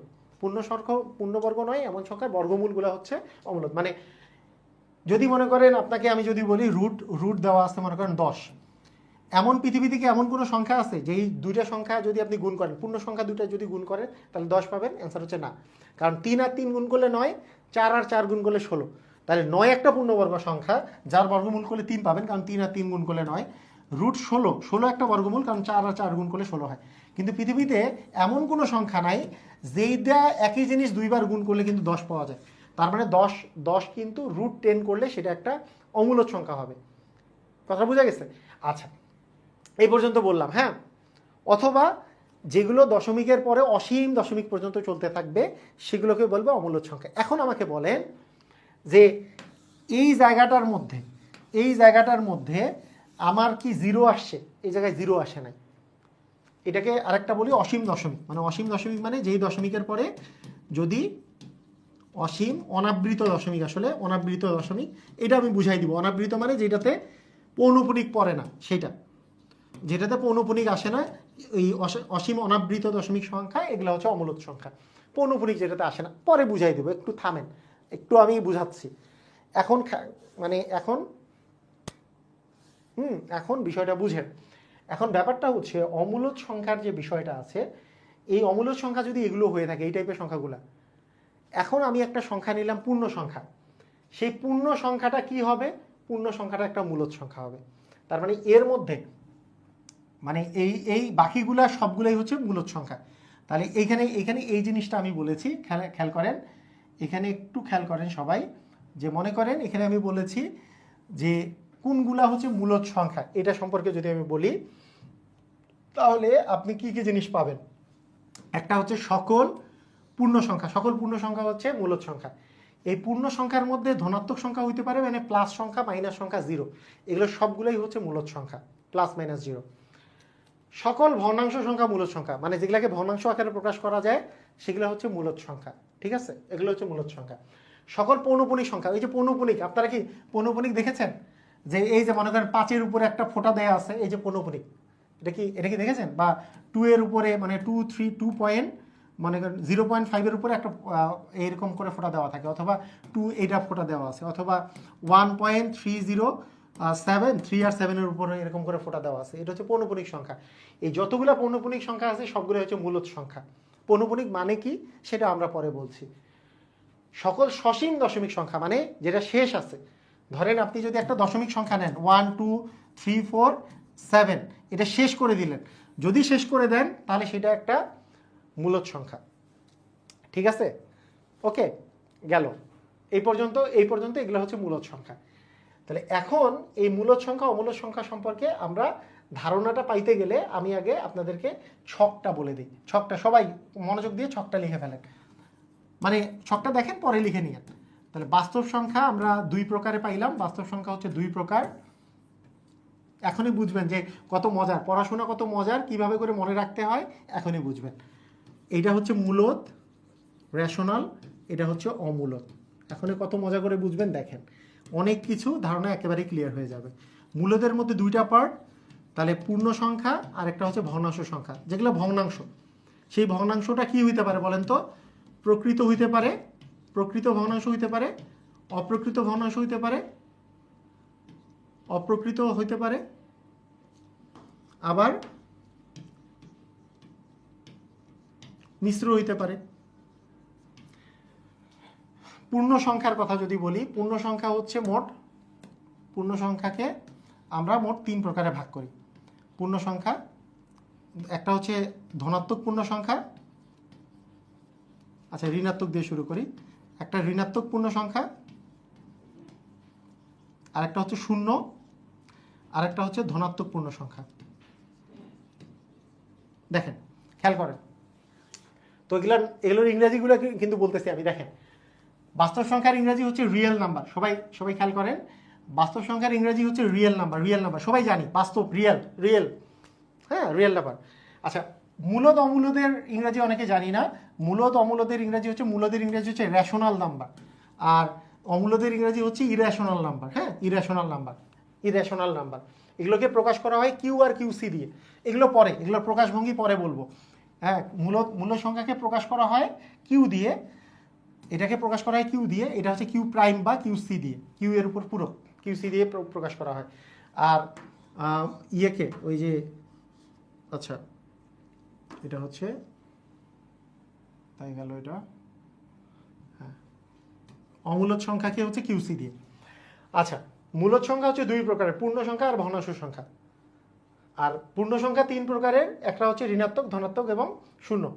খেয়াল করেন এখন বলেন, আপনাকে আমি যদি পূর্ণ সংখ্যা বলি, এখন একটু জিনিসটা খেয়াল করেন তাহলে খুব ইজি হয়ে যাবে।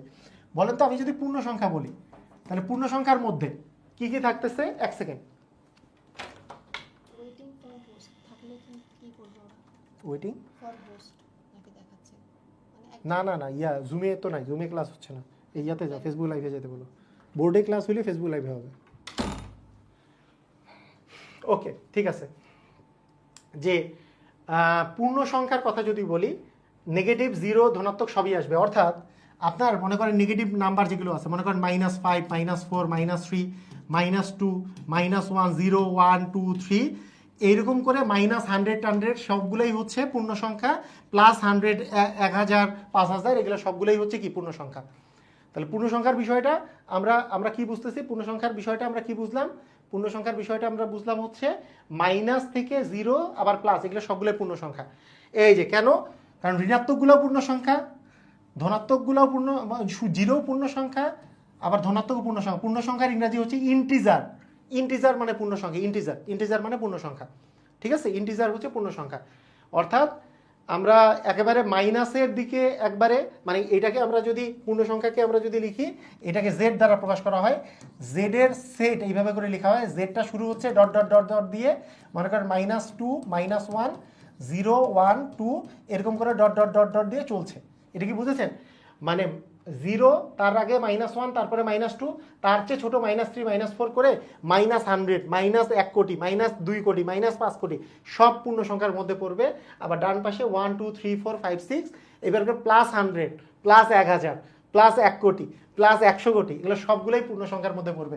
পূর্ণ সংখ্যাকে জেড দ্বারা প্রকাশ করা হয়। তাহলে পূর্ণ সংখ্যাকে জেড দ্বারা প্রকাশ করা হয়, এর মধ্যে এগুলো সবগুলো পড়বে। ক্লিয়ার?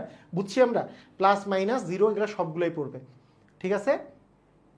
না জুমে হচ্ছে না, জুমে বোর্ডে ক্লাস নিলে জুমে হবে না, আমি তো বললামই। ক্লাস হয় তাহলে জুমে ক্লাস হবে না বোর্ডে নিলে, স্ক্রিন শেয়ারে ক্লাস নিলে জুমে জুমে জয়েন করতে পারবেন, মানে বোর্ডের।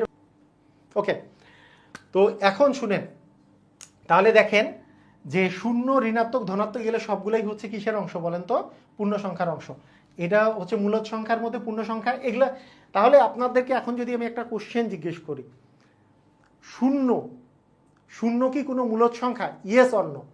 শূন্য কি মূলদ সংখ্যা? Yes or no? একটু জানান আমাকে, শূন্য মূলদ সংখ্যা কিনা? ইয়েস অর নো, তাড়াতাড়ি।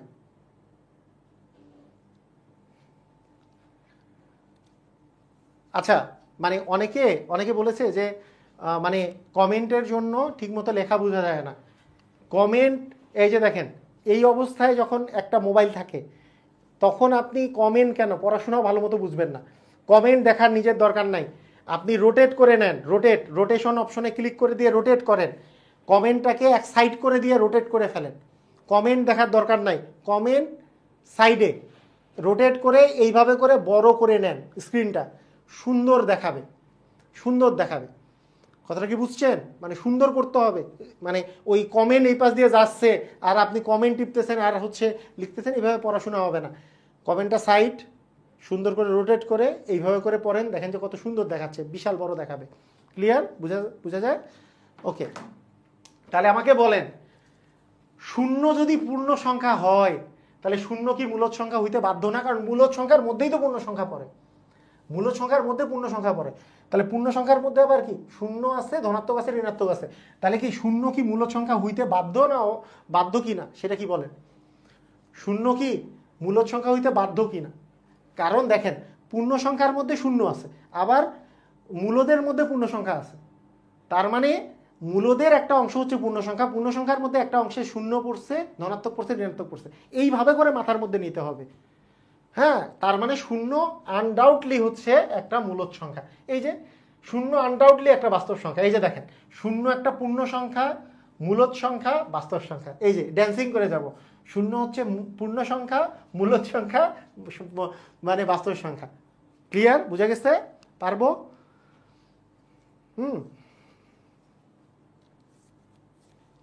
বাধ্য। আচ্ছা, তাহলে আমরা পূর্ণ সংখ্যা সম্পর্কে ধারণা পাইলাম যে মাইনাস প্লাস অখণ্ড সংখ্যা হইলে, ভগ্নাংশ না হইলেই সেটা পূর্ণ সংখ্যা, কোনো সমস্যা নাই। হ্যাঁ, কোনো অখণ্ড যদি সংখ্যা হয়, প্লাস মাইনাস জিরো এগুলো সবগুলো পূর্ণ সংখ্যা। তার মধ্যে জিরো, জিরো মানে নিরপেক্ষ, আর যে ধনাত্মক বা ঋণাত্মক সেটা তো ধনাত্মক ঋণাত্মক। ওকে ওকে, এইবার বলেন, এইবার একটা কাহিনী শুনেন। এই যে ধনাত্মক পূর্ণ সংখ্যা, ধনাত্মক পূর্ণ সংখ্যার মধ্যে এই যে এই জিনিসটার মধ্যে আপনাকে আমি যদি বলি সবচেয়ে ছোট ধনাত্মক পূর্ণ সংখ্যা, মানে এইটাতে সবচেয়ে ছোটটা কে আছে বলতে পারবেন? সবচেয়ে ছোট ধনাত্মক পূর্ণ সংখ্যা কে আছে? আপনাকে কোশ্চেন করলাম, একটু বলেন তো। সবচেয়ে ছোট ধনাত্মক পূর্ণ সংখ্যা কে কে আছে?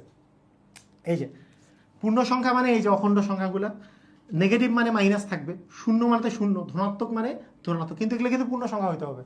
সবচেয়ে ছোট ধনাত্মক পূর্ণ সংখ্যা কে আছে? কমেন্ট করেন, কমেন্ট। সবচেয়ে ছোট ধনাত্মক পূর্ণ সংখ্যা কে আছে? দেখি দেখি দেখি, কে পারে?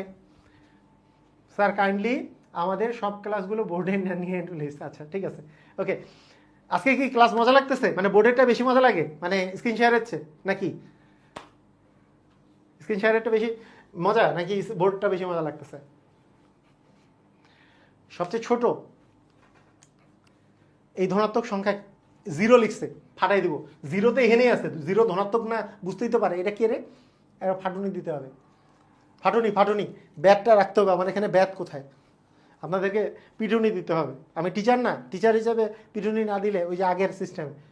একজন লিখছে মাইনাস এক, এটা তো আরও পিটুনি দিতে হবে। মাইনাস কি ধনাত্মক? সবচেয়ে ছোট ধনাত্মক পূর্ণ সংখ্যা, ধনাত্মক। সবচেয়ে ছোট ধনাত্মক পূর্ণ সংখ্যা হচ্ছে, হ্যাঁ, সবচেয়ে ছোট ধনাত্মক পূর্ণ সংখ্যা হচ্ছে কি?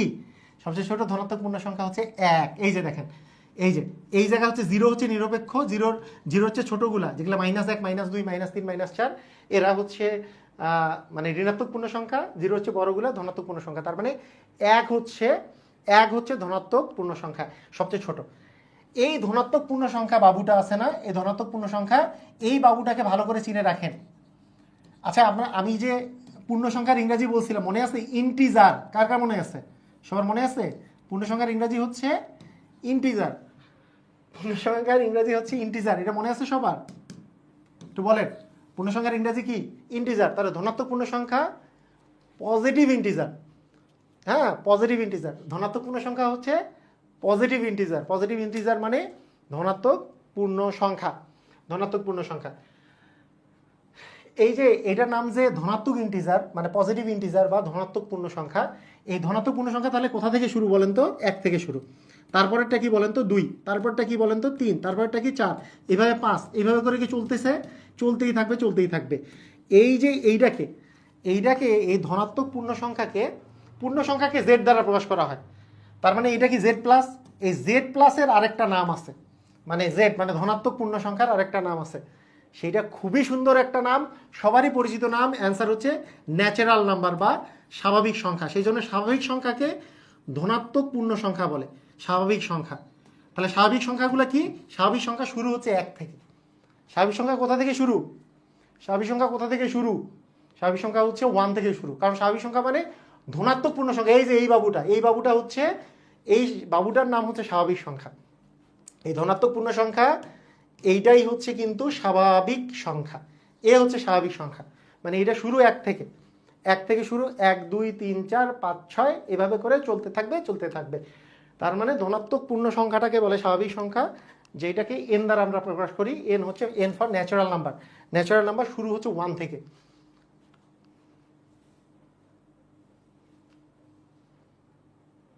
ক্লিয়ার? বুঝা গেছে? পারবো? তাহলে বুঝছেন?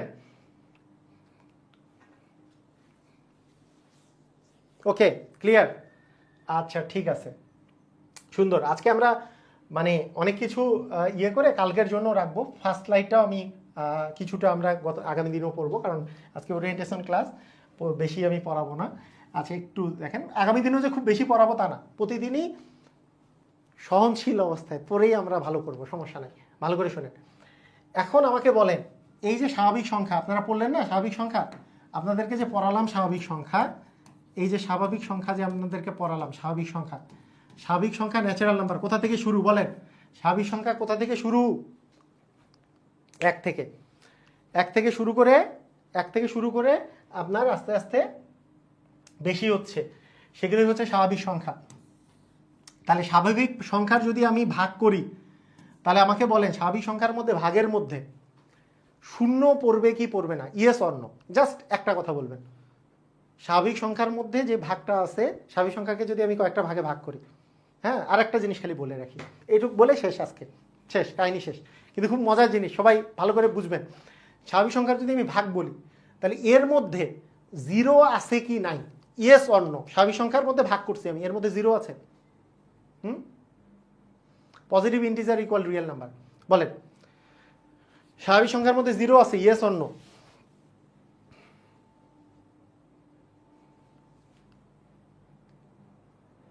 স্বাভাবিক সংখ্যার মধ্যে জিরো আছে? Yes or no? Zero, zero. No লিখতে যায় অন লিখছে। সুমন, কি ব্যাপার? ও আগে লিখছেন কেন? অন লিখছেন কেন? না স্যার, জিরো নাই। জিরো তো নিউট্রাল নাম্বার। পজিটিভ ইন্টিজার হচ্ছে, পজিটিভ ইন্টিজার মানে ধনাত্মক পূর্ণ সংখ্যা ছিল স্বাভাবিক নাম্বার, তার মানে 1 থেকে শুরু, তাই না? তাহলে এরা কিন্তু 1 2 3 4 এইটা থেকে শুরু। এই সংখ্যাগুলোকে 3 ভাগে ভাগ করে, খুবই মজার 3টা ভাগ। এই 3টা ভাগের মধ্যে একটাকে বলি আমরা মূলদ সংখ্যা, একটাকে বলি আমরা মৌলিক সংখ্যা। ইংরাজি হচ্ছে মৌলিক সংখ্যার ইংরাজি হচ্ছে প্রাইম নাম্বার, প্রাইম। একটা হচ্ছে প্রাইম নাম্বার, একটা হচ্ছে অমৌলিক সংখ্যা বা যৌগিক সংখ্যা। যৌগিক সংখ্যা এটার ইংরাজি হচ্ছে কম্পোজিট নাম্বার, এটার নাম হচ্ছে কম্পোজিট নাম্বার। মৌলিক সংখ্যা হচ্ছে তারা যাদের গুণনীয়ক মাত্র 2টা। কোন 2টা? মনে করেন 2 এমন একটা সংখ্যা যার গুণনীয়ক মানে 2কে 1 দিয়ে ভাগ করা যায় এবং 2 দিয়ে ভাগ করা যায়। 3 এমন একটা সংখ্যা যাকে 1 দিয়ে ভাগ করা যায়, 3 দিয়ে ভাগ করা যায়। 5 এমন একটা সংখ্যা যাকে 1 দিয়ে ভাগ করা যায় আর 5 দিয়ে ভাগ করা যায়। কিন্তু যখন আমার 4 আসবে, 4কে 1 দিয়েও ভাগ করা যায়, 2 দিয়েও ভাগ করা যায়, 4 দিয়েও ভাগ করা যায়, অর্থাৎ ভাগ করলে পূর্ণ সংখ্যা পাওয়া যায়। যদি কোনো একটা সংখ্যার গুণনীয়ক সংখ্যা মাত্র 2টা থাকে তাকে আমরা বলবো মৌলিক সংখ্যা। যদি 2টার বেশি থাকে, যেমন 6কে আমরা 1 দিয়ে ভাগ করতে পারি, 2 দিয়ে ভাগ করতে পারি, 3 দিয়ে ভাগ করতে পারি, 6 দিয়ে ভাগ করতে পারি। যেমন ধরি আমরা 8কে 1 দিয়ে ভাগ করতে পারি, 2 দিয়ে, 4 দিয়ে, তারপরে 8 দিয়ে। তার মানে 2-এর বেশি গুণনীয়ক যদি, এখানে যেমন গুণনীয়ক সবগুলোতে 2টা করে, এখানে 3টা, এখানে 4টা, এখানে 4টা, গুণনীয়ক যদি 2-এর বেশি থাকে, তাহলে গুণনীয়ক 2-এর বেশি থাকলে এটাকে বলবো কম্পোজিট নাম্বার বা যৌগিক সংখ্যা। আর 2টা যদি গুণনীয়ক হয়, হ্যাঁ, সংখ্যার মধ্যে কি 0 আসে স্যার? স্বাভাবিক সংখ্যার মধ্যে 0 তো নাই, লিখেই তো দিলাম যে স্বাভাবিক সংখ্যা মানে তো ধনাত্মক পূর্ণ সংখ্যা, ধনাত্মক পূর্ণ সংখ্যায় তো 0 নাই, কারণ ধনাত্মক সংখ্যার আগে আছে 0, তার আগে আছে ঋণাত্মক, ঋণাত্মক আর 0 বাদে আছে ধনাত্মক। এই ধনাত্মক পূর্ণ সংখ্যা মানে স্বাভাবিক সংখ্যা, স্বাভাবিক সংখ্যায় 0 নাই। ঠিক আছে, তাহলে আপনারা আমাকে বলেন, আপনার কোনো একটা সংখ্যার গুণনীয়ক হবে 2টা বা 2টার বেশি। কোনো সংখ্যাগুলার গুণনীয়ক কয়টা থাকবে? হয় 2টা হবে বা 2টার বেশি থাকবে। যদি 2টা হয় তাহলে মৌলিক সংখ্যা, আর 2টার বেশি হইলে যৌগিক সংখ্যা। কথাটা কি বুঝছেন? মানে 2টা যদি হয় গুণনীয়ক তাহলে কি সংখ্যা? মৌলিক সংখ্যা, যে ওই সংখ্যাটা এবং 1, এই 2টা হচ্ছে গুণনীয়ক। মনে করেন 7 এমন একটা সংখ্যা যেটার গুণনীয়ক হচ্ছে 1 আর 7, ওই সংখ্যাটা আর 1। 11 এমন একটা সংখ্যা 1 এবং 11 দ্বারা বিভাজ্য, তাহলে গুণনীয়ক হচ্ছে 2টা। কিন্তু 2টার বেশি হলে কি হবে? 2টার বেশি হলে কি হবে বলেন তো? 2টার বেশি হলে কি হয়ে যাবে বলেন? যৌগিক সংখ্যা। আর কি কিছু সম্ভব? 2টা বা 2টার বেশি আর কি কিছু সম্ভব? অবশ্যই সম্ভব। আরেকটা জিনিস আছে, কিন্তু অবশ্যই সম্ভব। একটা জিনিস আছে, কি কি আছে? যার 2টাও নাই, 2টার বেশিও নাই, এমন একটা সংখ্যা বলেন। এমন একটা সংখ্যা বলেন যার 2টা গুণনীয়কও নাই, 2টার বেশিও নাই। কে কে এমন কে আছে? এমন কে আছে যে যার 2টাও গুণনীয়ক নাই কিন্তু 2টার বেশিও নাই? সেটা হচ্ছে 1। 1 এমন একটা সংখ্যা যার গুণনীয়ক শুধুমাত্র একটা। সেই জন্য 1 মৌলিকও না, যৌগিকও না। অনেকে জিজ্ঞেস করে না 1 কেন মৌলিক সংখ্যা না? 1 কেন মৌলিক সংখ্যা না? 1 মৌলিক সংখ্যা না, কারণ 1-এর গুণনীয়ক মাত্র একটা। 2 কেন মানে মৌলিক সংখ্যা? 2-এর গুণনীয়ক 2টা, 1 এবং 2। 3 কেন মৌলিক সংখ্যা? 1 এবং 3 মৌলিক গুণনীয়ক তাই। 5 কেন মৌলিক সংখ্যা? 1 এবং 5 হচ্ছে গুণনীয়ক। যার গুণনীয়ক 2টা সেটা মৌলিক, যার গুণনীয়ক 2-এর বেশি যৌগিক, যার গুণনীয়ক একটা, 1-এর গুণনীয়ক একটা, 1 সেজন্য একাই আছে। 1 হচ্ছে এমন একটা স্বাভাবিক সংখ্যা যে মৌলিকও না, যৌগিকও না। ক্লিয়ার? সবাই বুঝেছি? সবাই বুঝতে পেরেছি? ক্লিয়ার? Is it clear?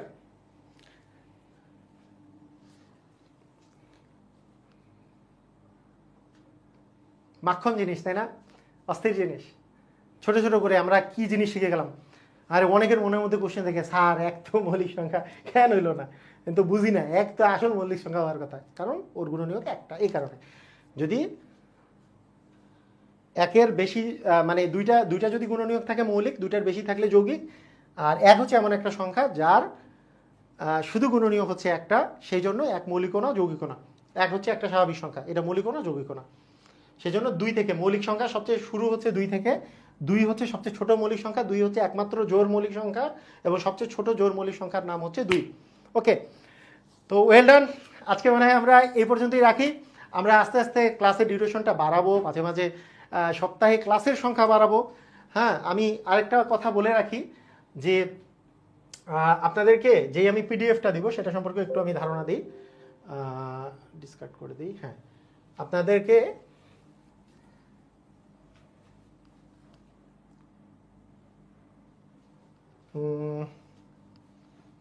আচ্ছা,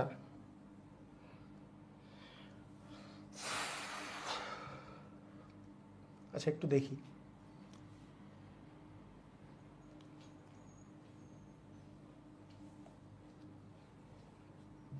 আপনাদের পিডিএফটা মূলত পিডিএফের কথা যদি বলি, পিডিএফ সম্পর্কে আমি মনে করেন আপনারা পিডিএফটা যেটা পাবেন, এই পিডিএফটা পাবেন, যেখানে টাইপ সম্পর্কে বর্ণনা দেওয়া থাকবে। আমার ম্যাজিক ম্যাথ বইয়ের উপরে বেস করে ইম্পর্টেন্ট জিনিসগুলোকে আমার পিডিএফের মধ্যে সাজাইছি। এই পিডিএফটা আপনারা পাবেন। এখানে অ্যান্সারটা পাশে দেওয়া থাকবে, নিচে ব্যাখ্যা দেওয়া থাকবে সহকারে, এই পিডিএফটা পাবেন। পিডিএফের পরে লাস্টের দিকে একটা আমাদের ইভেন্ট প্র্যাকটিস ইয়া থাকবে, ওইটা দেখে আপনি প্র্যাকটিসও করতে পারবেন।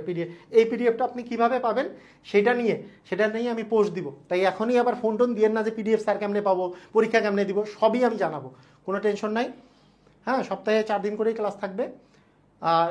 ক্লাসগুলো কী কী বার ওটা তো লিখেই দেওয়া আছে, শনি, সোম, মঙ্গল, বৃহস্পতি। আজকে যেহেতু মঙ্গলবার, আগামী বৃহস্পতিবার ক্লাস হবে। ঠিক আছে? তো ঠিক আছে, সবাই ভালো থাকেন, আল্লাহ হাফেজ।